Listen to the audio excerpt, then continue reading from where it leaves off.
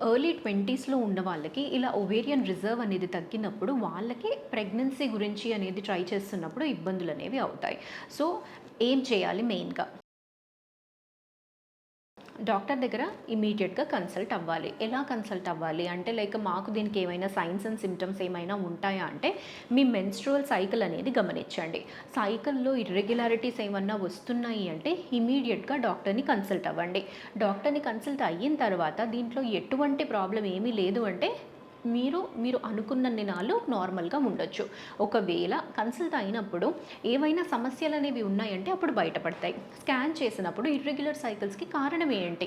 అంటే మీకేమైనా పీసీఓడీ ఉందా? ఎక్కువ నంబర్ ఆఫ్ ఫాలికల్స్ ఉన్నాయా? లేకపోతే పువర్ ఒవేరియన్ రిజర్వా? ఎగ్ నంబర్ ఏమైనా ఆల్రెడీ తగ్గిపోయి ఉందా? అనేది మనకి స్కాన్ ద్వారా తెలుస్తుంది.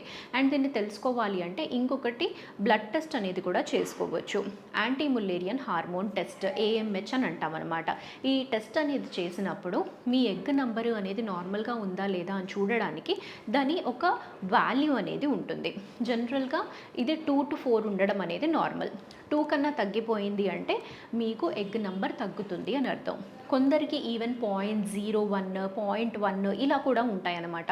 వీళ్ళకి చాలా తగ్గిపోయింది. ఇమ్మీడియట్ యాక్షన్ అనేది కంపల్సరీగా తీసుకోవాలి అని అర్థం. సో, ఇలా మీకేమైనా డయాగ్నోస్ అయ్యింది అంటే అప్పుడు ఇమ్మీడియట్‌గా ప్రెగ్నెన్సీ గురించి అనేది ప్లాన్ చేసుకోవాలి. అది ఏ విధంగా చేసుకోవాలి? స్కాన్‌ని బట్టి ఇంకా న్యాచురల్‌గా టైం ఉందా లేదా అంటే అది మోస్ట్‌లీ డౌట్‌ఫుల్. ఏదో ఒక రకమైన ట్రీట్మెంట్‌కి మనం వెళ్ళాల్సొస్తుంది. ఎగ్ నంబర్‌ని బట్టి మీరేమైనా ఐయుఐ చేయించుకోవచ్చా? లేకపోతే ఐవీఎఫ్‌కి వెళ్ళాల్సిన అవసరం ఉందా అనేది ఆ నిర్ణయం అనేది తీసుకోవాల్సొస్తుందండి.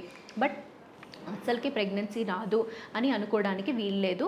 కాకపోతే ట్రీట్మెంట్ అవసరం అనేది మాత్రం డెఫినెట్‌గా ఉంటుంది. So, as early as possible డాక్టర్‌ని కన్సల్ట్ అయ్యి దాని గురించి కంప్లీట్‌గా మీరు తెలుసుకొని ట్రీట్మెంట్ ఆప్షన్స్ తెలుసుకొని ప్రాపర్ ట్రీట్మెంట్ అనేది తీసుకున్నారంటే డెఫినెట్‌లీ ప్రెగ్నెన్సీ అనేది వస్తుందండి. Thank you.